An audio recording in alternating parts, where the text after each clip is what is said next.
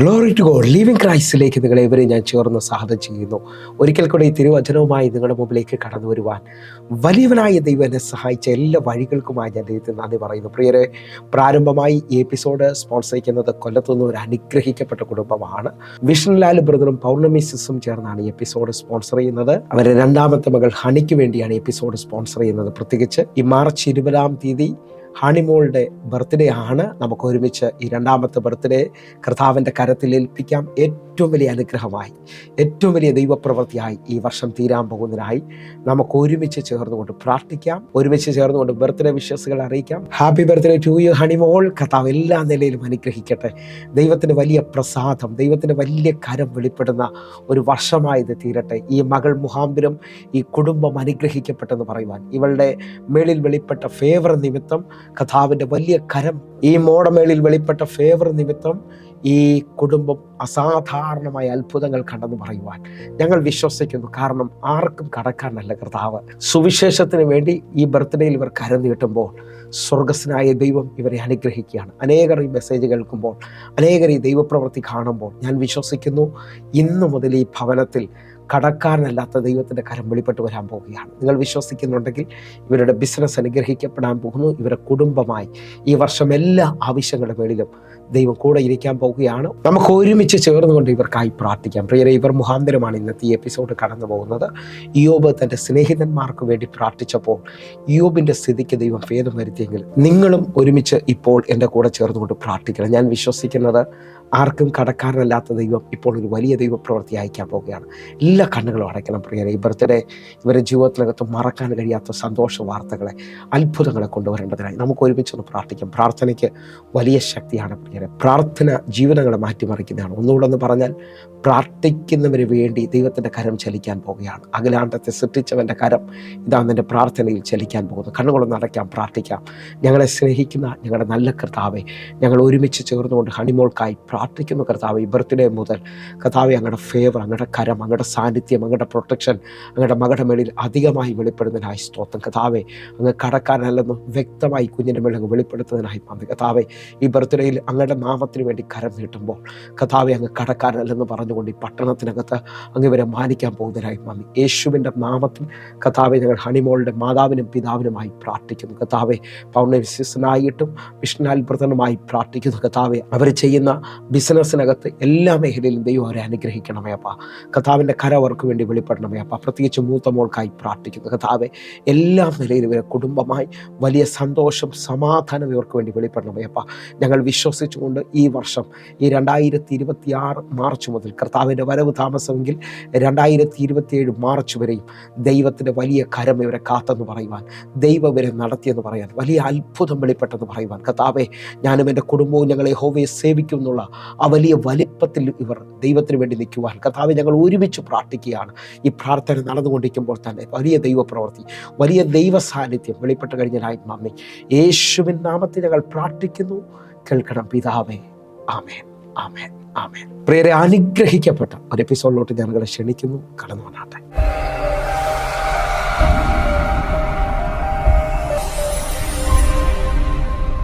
പ്രിയരെ, മാറ്റമില്ലാത്ത ദൈവത്തിൻ്റെ തിരുവചനവുമായി ഒരിക്കൽ കൂടെ നിങ്ങളുടെ മുമ്പിലേക്ക് കടന്നു വരുവാൻ വലിയവനായ ദൈവം എന്നെ സഹായിച്ച എല്ലാ വഴികൾക്കുമായി ഞാൻ ദൈവത്തിന് നന്ദി പറയുന്നു.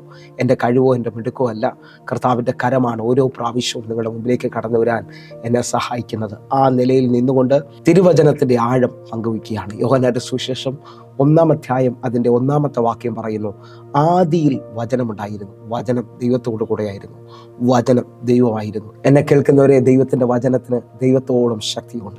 ആ നിലയിൽ നിന്ന് വിശ്വസിക്കുകയും പ്രാർത്ഥിക്കുകയും ചെയ്യുമെങ്കിൽ നിങ്ങളെ നോക്കി ഞാൻ ആത്മാവിൽ വിളിച്ചു പറയുന്നു, ഈ വചനത്തിന് നിങ്ങളെ വിടിവിക്കാൻ കഴിയും. ഈ വചനത്തിന് നിങ്ങളുടെ അവസ്ഥകളെ മാറ്റാൻ കഴിയും. കാരണം ഈ വചനത്തെക്കുറിച്ച് നമുക്ക് വെളിപ്പെടുന്ന ആഴമെന്ന് പറയുന്നത്, ഈ വചനം കേൾക്കുന്നവർ അനുഗ്രഹിക്കപ്പെടും.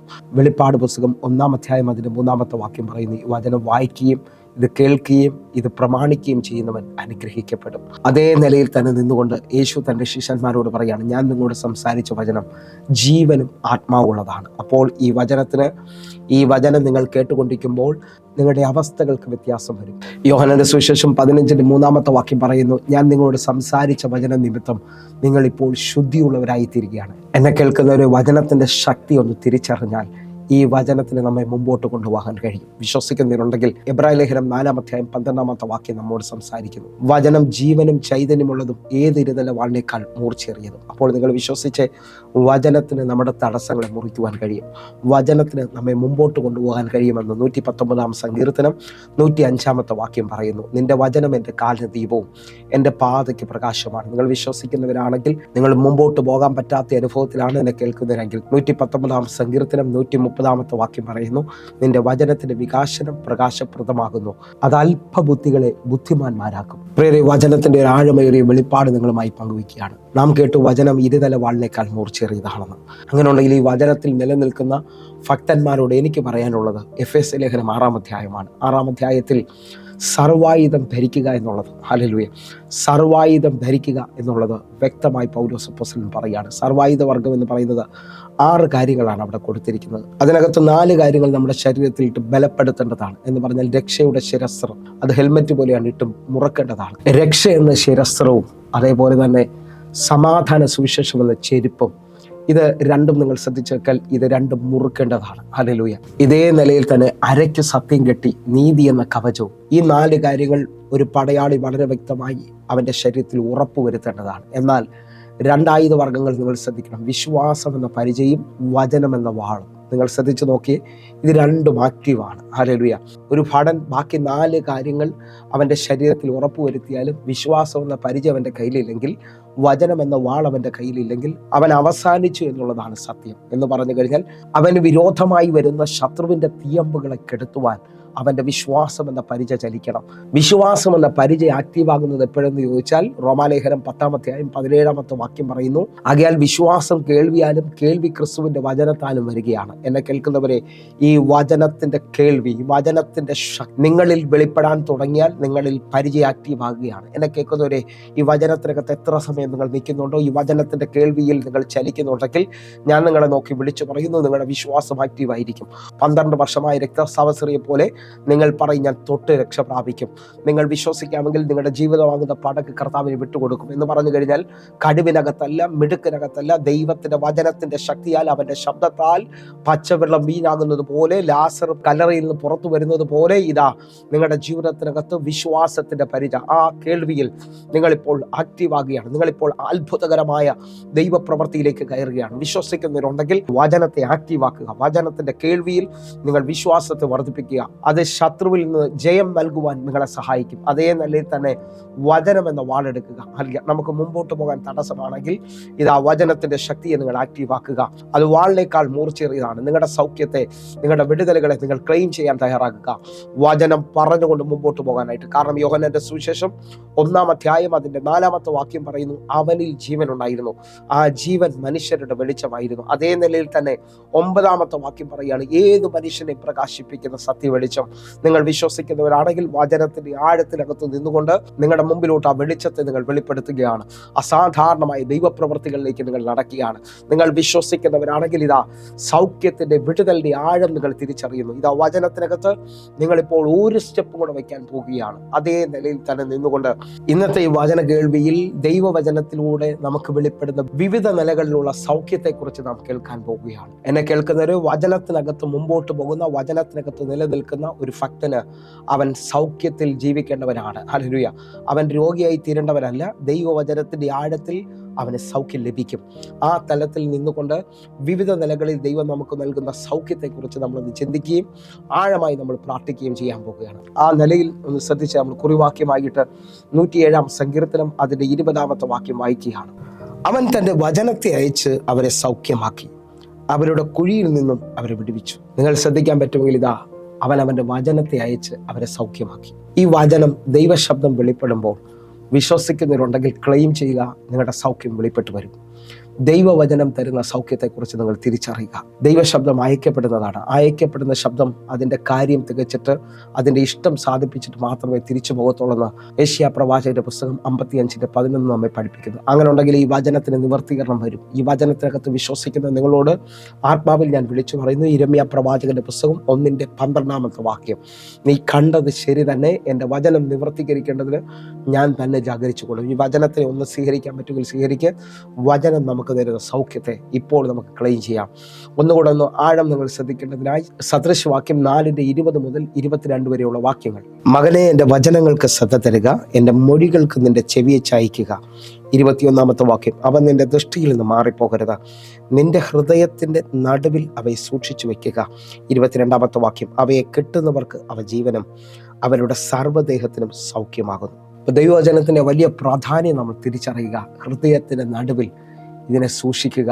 അവയെ കെട്ടുന്നവർക്ക് അവ ജീവനും അവരുടെ സർവ്വദേഹത്തിനും സൗഖ്യമാണ്. ഈ വചനത്തിനകത്ത് നിങ്ങൾ നിന്നുകൊണ്ട് ഈ വചനത്തെ ഏറ്റുപറയാമെങ്കിൽ നിങ്ങളുടെ ശരീരത്തിൽ ഏത് രോഗവും മാറും. കാരണം ഈ വചനത്തിന് നമ്മെ സൗഖ്യമാക്കാൻ കഴിയും. ഹല്ലേലൂയ. നിങ്ങളൊന്നുകൊണ്ട് ഒരു ആഴം ശ്രദ്ധിച്ചു നോക്കിയേ. ദൈവശബ്ദത്തിന് നമ്മളെ വിടുവിക്കാൻ കഴിയും.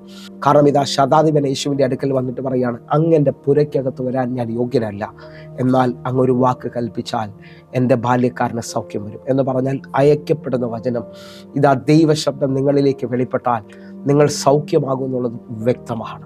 ഒന്നുകൂടെ ഒന്ന് ആഴം നിങ്ങൾ ശ്രദ്ധിച്ചു നോക്കിയാൽ പൗലോസ് ഇതാ പ്രസംഗിച്ചുകൊണ്ടിരിക്കുമ്പോൾ അമ്മയുടെ ഉദരം മുതൽ നടക്കാൻ കഴിയാത്തൊരു മനുഷ്യൻ സൗഖ്യമാകുന്നത് നമുക്ക് കാണാൻ കഴിയും. അപ്പോസ്തലപ്രവൃത്തി 14 അധ്യായം അതിൻ്റെ 8 മുതലുള്ള വാക്യം. നിങ്ങളുടെ വിശ്വാസത്തെ നിങ്ങൾ വർദ്ധിപ്പിക്കുന്നുണ്ടെങ്കിൽ ഈ വചന സന്ദേശം നടന്നുകൊണ്ടിരിക്കുമ്പോൾ തന്നെ അനേകർ സൗഖ്യമാകാൻ പോകുകയാണ്. അനേകർ ജീവിതത്തിനകത്ത് വിടുതലുകൾ സംഭവിക്കാൻ പോകുന്നു. വാസ്തവമായ ഒരു സൗഖ്യത്തിന്റെ വില നാം തിരിച്ചറിയണമെങ്കിൽ കിടക്കയിൽ കിടക്കുന്ന ഒരു രോഗിയെ നിങ്ങൾ സന്ദർശിച്ചാൽ ആ വ്യക്തിക്ക് മറ്റൊരാളുടെ സഹായമില്ലാതെ ഒന്നും ബാത്റൂമിൽ പോകാൻ കഴിയത്തില്ല, ഒന്ന് കഴിക്കാൻ കഴിയത്തില്ല, ഒത്തിരി ബുദ്ധിമുട്ടുകൾ, വസ്ത്രം മാറാൻ കഴിയത്തില്ല.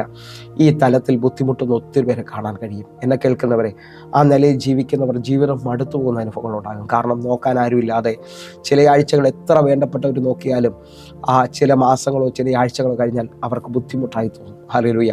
അങ്ങനെ ജീവിതം മടുത്തുപോയി ഒത്തിരി പേര് ഞാൻ കണ്ടിട്ടുണ്ട്. എന്നാൽ ഇന്ന് ഈ വചനം കേട്ടുകൊണ്ടിരിക്കുമ്പോൾ കിടക്കയിൽ കിടക്കുന്നവർ, ഏത് മേഖലയിലാണോ നിങ്ങൾ ഭാരപ്പെടുന്നത്, ദൈവവചനത്തിന് നിങ്ങളെ എഴുന്നേൽപ്പിക്കാൻ പറ്റും. ദൈവവചനത്തിന് നിങ്ങളുടെ ജീവിതത്തിനകത്ത് പുതിയ കാര്യങ്ങൾ ചെയ്യാൻ പറ്റും. നിങ്ങൾ വിശ്വസിക്കുന്നവരാണെങ്കിൽ നിങ്ങളിപ്പോൾ സൗഖ്യമുള്ളവരായി തീരുകയാണ്. എവിടെ നിന്നാണോ നിങ്ങൾ ശ്രദ്ധിക്കുന്നത്, നിങ്ങളുടെ ജീവിതത്തിനകത്ത് കർത്താവ് സൗഖ്യം അയക്കാൻ പോവുകയാണ്. ആ നിലയിൽ നിന്നുകൊണ്ട് ഇത് അപ്പോസ്തലപ്രവൃത്തി 14 അധ്യായം അതിൻ്റെ 8 മുതലുള്ള വാക്യങ്ങൾ നമ്മൾ വായിക്കുകയാണ്. ഇത് നിങ്ങളുടെ സൗഖ്യത്തിനിടയായി തീരട്ടെ. ഞാൻ ആത്മാവിൽ വിശ്വസിക്കുന്നു, ഇപ്പോൾ ചിലവർ സൗഖ്യമാകാൻ പോകുന്നു. ലുസ്ത്രയിൽ അമ്മയുടെ ഗർഭം മുതൽ മുടന്തനായി ഒരിക്കലും നടന്നിട്ടില്ലാത്തതും കാലിന് ശക്തിയില്ലാതെയും ഉള്ളൊരു പുരുഷൻ ഇരുന്നിരുന്നു. 9 വാക്യം, അവൻ പൗലോസ് സംസാരിക്കുന്നത് കേട്ട് അവനെ ഉറ്റുനോക്കി സൗഖ്യം പ്രാപിപ്പാൻ അവന് വിശ്വാസമുണ്ട് എന്ന് കണ്ടിട്ട് 10 വാക്യം, നീ എഴുന്നേറ്റ് കാലൂന്നി നിവർന്നു നിൽക്കുക എന്ന് ഉറക്കെ പറഞ്ഞു. അവൻ കുതിച്ചെഴുന്നേറ്റ് നടന്നു. നിങ്ങൾ ഈ 3 വാക്യങ്ങൾ ശ്രദ്ധിച്ചാൽ ഇത് അമ്മയുടെ ഉദരം മുതൽ ഒരിക്കലും നടന്നിട്ടില്ലാത്ത ഒരുത്തനിതാ പൗലോസ് പ്രസംഗിക്കുന്നത് കേൾക്കുകയാണ്. ആ കേൾവിയിൽ അവന് വിശ്വാസമുണ്ടെന്ന് കണ്ട് എഴുന്നേൽക്കുക എന്ന് ഉറക്കെ വിളിച്ചു പറഞ്ഞു. എന്നെ കേൾക്കുന്നവരെ, ഇതാ ആ ശബ്ദത്തിനകത്ത് ആ വചനത്തിന്റെ ശക്തിയാൽ ആ മനുഷ്യൻ എഴുന്നേറ്റ് വരികയാണ്. നിങ്ങൾ വിശ്വസിക്കുന്നവരാണെങ്കിൽ നിങ്ങൾ വിശ്വസിച്ചുകൊണ്ട് 107 സങ്കീർത്തനം 20 വാക്യം നിങ്ങൾ പറയണം, ഞാൻ എൻ്റെ വചനം അയച്ച് അവരെ സൗഖ്യമാക്കുകയും അവരെ കുഴിയിൽ നിന്ന് കരകയറ്റുകയും ചെയ്യും. വിശ്വസിക്കുന്നവരുണ്ടെങ്കിൽ ഇപ്പോൾ തന്നെ ഈ വചനം നിങ്ങളുടെ മേളിൽ നിവർത്തീകരിക്കപ്പെടാൻ പോകുന്നു. അയക്കപ്പെട്ട വചനം അതിൻ്റെ കാര്യം സാധിപ്പിക്കാൻ പോവുകയാണ്. ഒന്നുകൂടെ സൗഖ്യത്തിന്റെ ആഴത്തിലേക്ക് നമ്മൾ ഇറങ്ങുകയാണ്. ഹല്ലേലൂയ. 103 സങ്കീർത്തനം അതിൻ്റെ 3 വാക്യം, അവൻ നിന്റെ അകൃത്യമൊക്കെയും മോചിപ്പിക്കുന്നു, നിന്റെ സകല രോഗങ്ങളെയും സൗഖ്യമാക്കുന്നു. ഈ വാക്യം വ്യക്തമായി നാം തിരിച്ചറിഞ്ഞാൽ നമ്മുടെ സൗഖ്യത്തിന് വേണ്ടി നമ്മൾ പ്രാർത്ഥിക്കും. അവൻ നിന്റെ അകൃത്യങ്ങളൊക്കെയും മോചിപ്പിക്കുന്നു, നിന്റെ സകല രോഗങ്ങളെയും അവൻ സൗഖ്യമാക്കുന്നു. അപ്പം അകൃത്യം എന്നുള്ള വേർഡ് ഇവിടെ നമുക്ക് വെളിപ്പെട്ട് വരുന്നത് കാണാൻ കഴിയും. അകൃത്യം എന്ന് പറയുന്നത് പാരമ്പര്യ രോഗങ്ങളാണ്. അകൃത്യം എന്ന് പറയുന്നത് ആ പിതാക്കന്മാരുടെ പാപത്തെ 3, 4 തലമുറ വരെയും സന്ദർശിക്കുന്നതിനെയാണ് അകൃത്യം എന്ന് പറയുന്നത്. നിങ്ങൾക്ക് അത് മനസ്സിലാകണമെങ്കിൽ 32 സങ്കീർത്തനം അതിൻ്റെ 1, 2 വാക്യങ്ങൾ കാണാതറിയാവുന്നവരുണ്ടെങ്കിൽ എൻ്റെ കൂടെ ഈ സമയത്ത് പറയണമെന്ന് ഓർപ്പിക്കുന്നു. ലംഘനം ക്ഷമിച്ചും പാപം മറച്ചും കിട്ടിയവൻ ഭാഗ്യവാൻ, യഹോവ അകൃത്യം കണക്കിടാതെയും ആത്മാവിൽ കപടം ഇല്ലാതെയും ഇരിക്കുന്ന മനുഷ്യൻ ഭാഗ്യവാൻ. 1 വാക്യത്തിൽ പറയാണ് ലംഘനം ക്ഷമിച്ചും പാപം മറച്ചും കിട്ടിയവൻ ഭാഗ്യവാൻ. 2 വാക്യം പറയാണ് അകൃത്യം കണക്കിടാതെ എന്ന് പറഞ്ഞു കഴിഞ്ഞാൽ ലംഘനവും പാപത്തെക്കാൾ വലിപ്പമുള്ളതാണ് 2 വാക്യം കാണുന്നത്. ഇതാ അകൃത്യം. അകൃത്യം എന്ന് പറയുന്നത് കൈമാറുന്നതാണ്. അതിലേക്ക് നമ്മളിപ്പോൾ പോകുന്നില്ല. അതിൻ്റെ ആഴത്തിലേക്ക്, പാപത്തിൻ്റെ ആഴത്തിലേക്കല്ല ഞാൻ പോകുന്നത്. നമ്മളിപ്പോൾ സൗഖ്യത്തിനെ കുറിച്ചാണ് ചിന്തിക്കുന്നത്. അപ്പോൾ അകൃത്യം എങ്ങനെയാണ് വരുന്നതെന്നുള്ളതെന്ന് ചോദിച്ചാൽ പിതാക്കന്മാരുടെ പാപത്തെയാണ് ഇതാ തലമുറകളിലേക്ക് കണക്കിടുന്നത്. അപ്പോൾ പാരമ്പര്യ രോഗങ്ങളെ നമുക്കിവിടെ കാണാൻ പറ്റും. അറിയാം, ഈ അകൃത്യത്തിന് വേണ്ടിയാണ് യേശു ക്രൂശിൽ തകർന്നതെന്നുള്ളത് ഇതാ യേശയ്യാവ് വ്യക്തമായി നമ്മോട് സംസാരിക്കുന്നു. നമുക്ക് ആ ഭാഗത്തേക്കൊന്ന് വരാം. അതിനു മുമ്പായിട്ട് അകൃത്യത്തെക്കുറിച്ച് നമുക്കൊന്ന് വേഗത്തിൽ ചിന്തിക്കാം. പുറപ്പാട് പുസ്തകം 20-ാം അധ്യായം അതിൻ്റെ 4-5 വാക്യങ്ങൾ. ഒരു വിഗ്രഹവും ഉണ്ടാക്കരുത്, മീതെ സ്വർഗത്തിലെങ്കിലും താഴെ ഭൂമിയിലെങ്കിലും ഭൂമിക്ക് മീതെ വെള്ളത്തിലെങ്കിലും ഉള്ള യാതൊന്നിൻ്റെയും പ്രതിമയരുത്. 5-ാമത്തെ വാക്യം, അവയെ നമസ്കരിക്കുകയോ സേവിക്കുകയോ ചെയ്യരുത്. നിന്റെ ദൈവമായ യഹോവയായ ഞാൻ തീഷ്ണതയുള്ള ദൈവം ആകുന്നു. എന്നെ പകയ്ക്കുന്നവരിൽ പിതാക്കന്മാരുടെ അകൃത്യം 3-ാമത്തെയും 4-ാമത്തെയും തലമുറ വരെ മക്കളുടെ മേൽ സന്ദർശിക്കും. ദൈവത്തെ പകയ്ക്കുന്നവരുടെ 3ഉം 4ഉം തലമുറ വരെയും അകൃത്യം സന്ദർശിക്കുന്നതായി നമുക്ക് കാണാൻ പറ്റും. എന്നെ കേൾക്കുന്നവരെ, പാരമ്പര്യ രോഗങ്ങളെന്ന് പറയുമ്പോൾ നമുക്ക് ഒറ്റ നോട്ടത്തിൽ അറിയാം. ഷുഗറിൻ്റെ കൈമാറ്റമുണ്ട് എന്ന് പറഞ്ഞാൽ ബ്ലഡ് ഷുഗറുണ്ട്, BP ഉണ്ട്, ബ്ലഡ് പ്രഷറുണ്ട്, അതേപോലെ തന്നെ മുടി കൊഴിച്ചിൽ. അപ്പൻ കഷണ്ടി ആണെങ്കിൽ മക്കൾക്കും അത് വരാൻ ചാൻസ് കൂടുതലാണ്. ആ നിലകളിലൊക്കെ നോക്കിയാൽ പാരമ്പര്യമായി ഒത്തിരി രോഗങ്ങളെ നമുക്ക് കാണാൻ പറ്റും. അപ്പനും അമ്മയ്ക്കും കാഴ്ച കുറവാണ്, അവർ സ്പെക്സ് വെച്ചിട്ടുണ്ടെങ്കിൽ മക്കളും ആ നിലയിലേക്ക് വരാൻ ചാൻസ് കൂടുതലാണ്. ഈ നിലകളിലൊക്കെ നോക്കിയാൽ പാരമ്പര്യമായ രോഗങ്ങൾ നമുക്ക് കാണാൻ പറ്റും. നിങ്ങൾ വിശ്വസിക്കുന്നവരാണെങ്കിൽ ഇപ്പോൾ എൻ്റെ കൂടെ ചേർന്നുകൊണ്ട് പ്രാർത്ഥിക്കുന്നുണ്ട്. നമ്മൾ ക്രൂശിലാണ്, യേശുവിൻ്റെ രക്തത്താലാണ് ഈ രോഗങ്ങളിൽ നിന്നുള്ള വിടുതലിന് വേണ്ടി പ്രാർത്ഥിക്കാൻ പോകുന്നത്. യെശയ്യാ പ്രവാചകന്റെ പുസ്തകം 53-ാം അധ്യായം അതിൻ്റെ 5-ാമത്തെ വാക്യം നിങ്ങൾ ശ്രദ്ധിച്ചാൽ, എന്നാൽ അവൻ നമ്മുടെ അതിക്രമങ്ങൾ നിമിത്തം മുറിവേറ്റും നമ്മുടെ അകൃത്യം നിമിത്തം തകർന്നുമിരിക്കുന്നു. നമ്മുടെ സമാധാനത്തിലുള്ള ശിക്ഷ അവൻ്റെ മേൽ ആയി, അവൻ്റെ അടിപ്പിണരുകളാൽ നമുക്ക് സൗഖ്യം വന്നിരിക്കുന്നു. നമ്മുടെ അകൃത്യ നിമിത്തം അവൻ തകർന്നിരിക്കുന്നു എന്ന് പറഞ്ഞാൽ, അവൻ നമ്മുടെ അകൃത്യ നിമിത്തം തകർന്നിരിക്കുന്നു എന്ന് പറഞ്ഞാൽ നമുക്ക് കാര്യം മനസ്സിലായി. 103-ാം സങ്കീർത്തനം 3-ാമത്തെ വാക്യം പറയുന്നു, അവൻ എൻ്റെ അകൃത്യമൊക്കെയും മോചിപ്പിക്കുന്നു. എന്നെ കേൾക്കുന്നവരെ, അകൃത്യം എങ്ങനെയാണ് വന്നതെന്ന് ചോദിച്ചാൽ പാരമ്പര്യമായിട്ടാണ്. ഈ അകൃത്യം മോചിക്കപ്പെട്ട് കഴിഞ്ഞാൽ പാരമ്പര്യമായി നിൽക്കുന്ന മുഴുവൻ രോഗങ്ങളും മാറും. നിങ്ങൾ വിശ്വസിക്കുന്നവരാണെങ്കിൽ ഇപ്പോൾ ആ സൗഖ്യത്തെ യേശുവിൻ്റെ രക്തത്താൽ നിങ്ങൾ സ്വീകരിക്കാൻ തയ്യാറാകുക. നിങ്ങൾ ഇപ്പോൾ മുതൽ എൻ്റെ കൂടെ ചേർന്നുകൊണ്ട് പ്രാർത്ഥിക്കാൻ തയ്യാറാകുക. എന്നാൽ അടുത്ത മേഖലയിലുള്ള സൗഖ്യത്തെക്കുറിച്ച് നമ്മൾ ചിന്തിക്കുന്നു. പുറപ്പാട് പുസ്തകം 15-ാം അധ്യായം അതിൻ്റെ 26-ാമത്തെ വാക്യം, നിന്റെ ദൈവമായ യഹോവയുടെ വാക്ക് നീ ശ്രദ്ധയോടെ കേട്ട് അവന് പ്രസാദമുള്ളത് ചെയ്യുകയും അവൻ്റെ കൽപ്പനകളെ അനുസരിച്ച് അവൻ്റെ സകല വിധികളും പ്രമാണിക്കുകയും ചെയ്താൽ ഞാൻ മിസ്രൈമ്യർക്ക് വരുത്തിയ വ്യാധികളൊന്നും നിനക്ക് വരുത്തുകയില്ല. ഞാൻ നിന്നെ സൗഖ്യമാക്കുന്ന യഹോവയാകുന്നു എന്ന് അരുൾ ചെയ്തു. അപ്പോൾ ഈ വാക്യത്തിനകത്ത് വലിയ ആഴമുണ്ട്. ദൈവത്തിന്റെ വാക്ക് ശ്രദ്ധയോടെ കേട്ടനുസരിച്ച് അവന് പ്രസാദമുള്ളത് ചെയ്യാൻ തുടങ്ങിയാൽ, എന്നെ കേൾക്കുന്നവരെ, രക്ഷിക്കപ്പെട്ട ഒരു ദൈവവിതൽ ദൈവവചനത്തിൽ ദൈവത്തിന് പ്രസാദമുള്ളത് ചെയ്ത് മുമ്പോട്ട് പോകുന്നുണ്ടെങ്കിൽ മിസ്രൈമിന് വരുന്ന ഒരു വ്യാധിയും നിനക്ക് വരുത്തത്തില്ലെന്നാണ്. ആത്മാവിൽ ഒന്ന് ശ്രദ്ധിക്കാൻ പറ്റുമെങ്കിൽ നമ്മുടെ കേരളം മുഴുവൻ ഇപ്പോൾ പകർച്ചവ്യാധികളും ചുമയും പനിയും വല്ലാത്തൊരു അനുഭവത്തിലൂടെയാണ് നമ്മൾ കടന്നു പോകുന്നത്. ഈ തലത്തിൽ എന്നെ കേൾക്കുന്നവരുണ്ടെങ്കിൽ ഇന്ന് ഈ വചനത്തിനകത്ത് കർത്താവിനോട് പറയും, കർത്താവെ, അങ്ങയുടെ വചനം അനുസരിച്ച് ജീവിക്കുവാൻ, അങ്ങേക്ക് പ്രസാദമുള്ള നിലയിൽ ജീവിക്കുവാൻ ഞാൻ എന്നെ തന്നെ ഒന്ന് സമർപ്പിക്കുന്നു എന്നൊക്കെ പറഞ്ഞുകൊണ്ടൊന്ന് പ്രാർത്ഥിക്കാൻ പറ്റുമെങ്കിൽ ഇതാ യഹോവ റാഫ എന്നുള്ള വീട് എൻ്റെയും നിങ്ങളുടെയും മേളിലേക്ക് ഇപ്പോൾ വെളിപ്പെട്ട് വരികയാണ്. കാരണം ബൈബിളിൽ ആദ്യമായി ഞാൻ നിന്നെ സൗഖ്യമാക്കുന്ന യഹോവ അല്ലെങ്കിൽ യഹോവ റാഫ എന്നുള്ള വീട് വെളിപ്പെട്ട് വരുന്നത് ഈ പദത്തിനകത്തു നിന്നാണ്. നിങ്ങൾ വിശ്വസിക്കുന്നവരാണെങ്കിൽ ഇപ്പോൾ ഈ വചനത്തെ നിങ്ങൾക്ക് ക്ലെയിം ചെയ്യാൻ പറ്റും.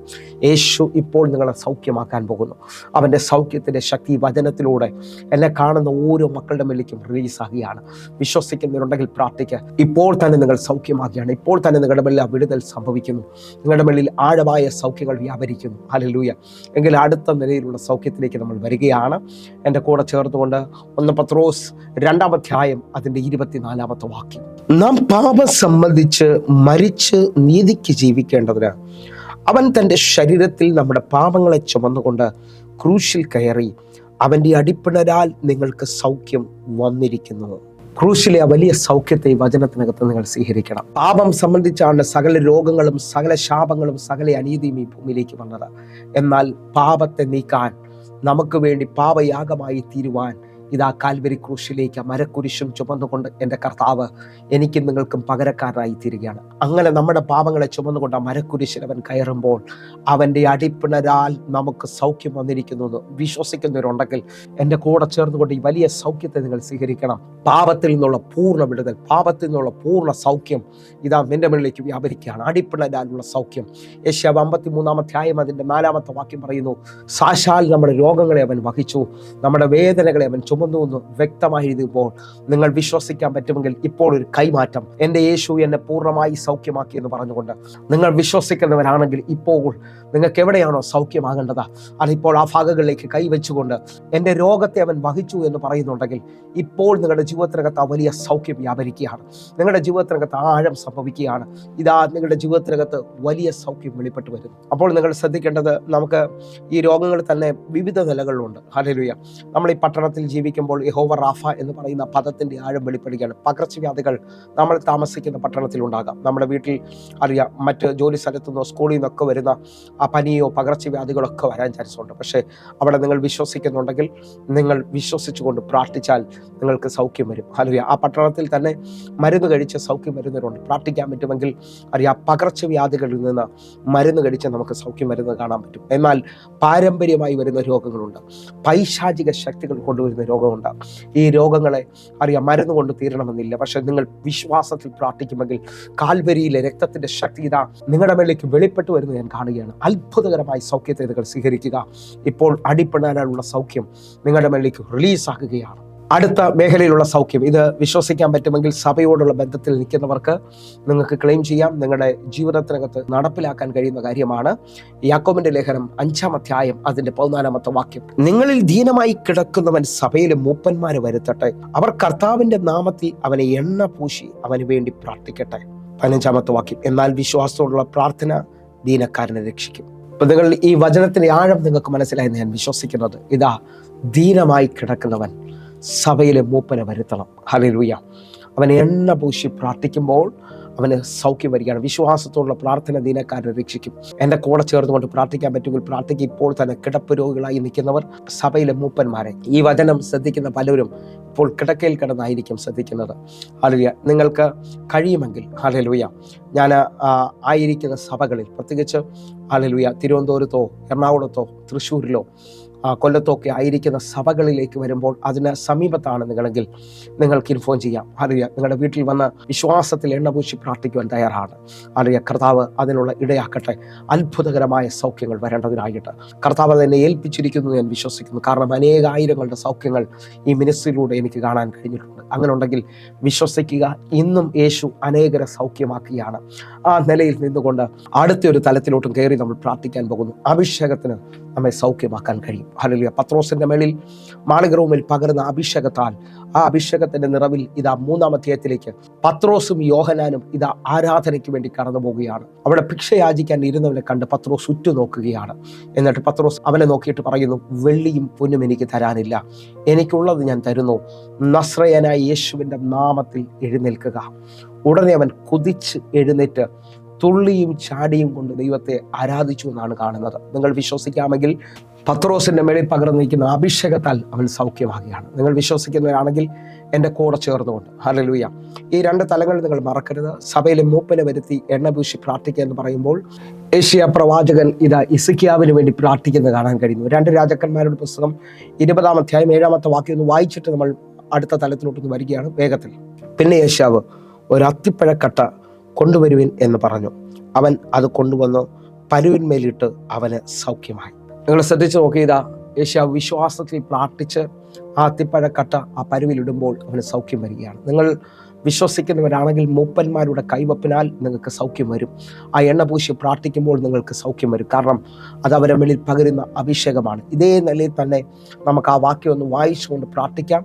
എൻ്റെ കൂടെ ചേർന്നുകൊണ്ട് നിങ്ങൾ വിശ്വസിക്കുന്നവരാണെങ്കിൽ മാർക്കോസിന്റെ സുവിശേഷം 16-ാം അധ്യായം അതിൻ്റെ 18-ാമത്തെ വാക്യം പറയാണ്, നിങ്ങൾ രോഗിയുടെ മേൽ കൈവച്ചാൽ അവർക്ക് സൗഖ്യം വരും. അതേ നിലയിൽ തന്നെയാണ് അപ്പോസ്തല പ്രവൃത്തി 3-ാം അധ്യായം അതിൻ്റെ 6-7 വാക്യങ്ങൾ. അപ്പോൾ പത്രോസ്, വെള്ളിയും പൊന്നും എനിക്കില്ല, എനിക്കുള്ളത് നിനക്ക് തരുന്നു, നസറേന യേശുവിൻ്റെ നാമത്തിൽ നടക്കുക എന്ന് പറഞ്ഞു. 7-ാമത്തെ വാക്യം, അവനെ വലം കൈക്ക് പിടിച്ച് എഴുന്നേൽപ്പിച്ചു. ക്ഷണത്തിൽ അവൻ്റെ കാലും മരിയാണി മുറച്ചു, അവൻ കുതിച്ചെഴുന്നേറ്റ് നടന്നു. അടുത്ത വാക്യം, അവൻ നടന്നും തുള്ളിയും ആരാധിച്ചുകൊണ്ട് ദേവാലയത്തിൽ അവരോടുകൂടെ കടക്കുകയാണ്. എന്നെ കേൾക്കുന്നവരെ, സൗഖ്യത്തെ സ്വീകരിക്കാൻ മനസ്സുള്ളവരുണ്ടെങ്കിൽ ഇപ്പോൾ വിശ്വാസത്തിൽ അതിനെ സ്വീകരിക്കുക. ഇതാ അഭിഷേകത്താൽ നിങ്ങളുടെ മേലേക്ക് ഒരു കൈമാറ്റം നടക്കുന്നു. ഞാൻ വാസ്തവമായി ഇത്രയും വചനം നിങ്ങളുടെ മുമ്പിൽ വെക്കുമ്പോൾ എൻ്റെ അകത്തൊരു ഭയങ്കര വിശ്വാസമുണ്ട്. ഈ വചനം അയക്കപ്പെടുന്നതാണ്. ഈ വചനത്തെ സ്വീകരിക്കാൻ, റിസീവ് ചെയ്യാൻ പറ്റുന്നുണ്ടെങ്കിൽ റിസീവ് ചെയ്യുക. ഇപ്പോൾ നിങ്ങളുടെ മേലേക്ക് അത് സൗഖ്യമാകുകയാണ്. കണ്ണുകളൊന്ന് അടയ്ക്കാം, പ്രാർത്ഥിക്കാം.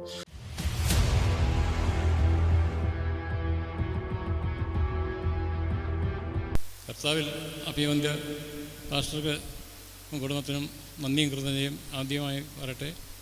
TV പ്രോഗ്രാം കണ്ട് അതനുസരിച്ചാണ് മല്ലപ്പള്ളിയിൽ നിന്നും ഇവിടെ വന്നത്.